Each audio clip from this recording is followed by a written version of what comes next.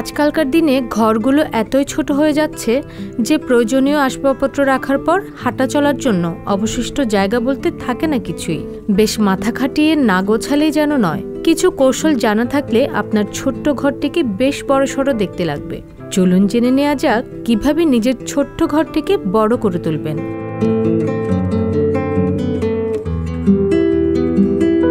ছোট ঘরের দেয়ালের জন্য সঠিক রং বাছাই করা জরুরি। ছোট ঘরের দেয়ালে হালকা অথচ উজ্জ্বল রং ব্যবহার করতে পারেন।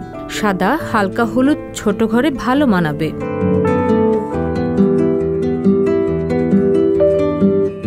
ঘর ছোট হলে ঘরের পর্দার সঙ্গে যেন দেয়ালের রঙের সামঞ্জস্য থাকে সেদিকে খেয়াল রাখতে হবে। হয় দেয়ালের রঙের অথবা দেয়ালের রং থেকে এক বা দুই পরত বেশি গাঢ় রঙের পর্দা ব্যবহার করতে পারেন।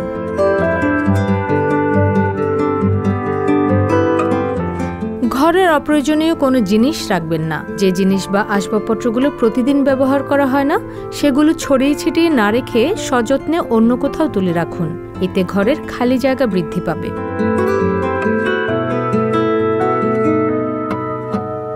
ঘর সাজাতে ব্যবহার করতে পারেন আয়না।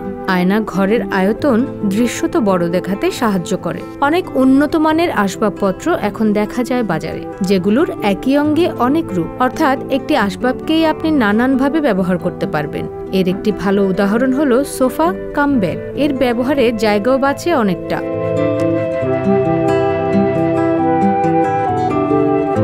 এছাড়া ঘরের সব আসবাবপত্র দেয়ালের সঙ্গে ঠেকিয়ে না রাখাই ভালো। হালকা কিছু আসবাব দেয়ালের সঙ্গে কোণা করে রাখলে ঘর বড় দেখাবে। রুমি প্রভা, সংবাদ প্রকাশ।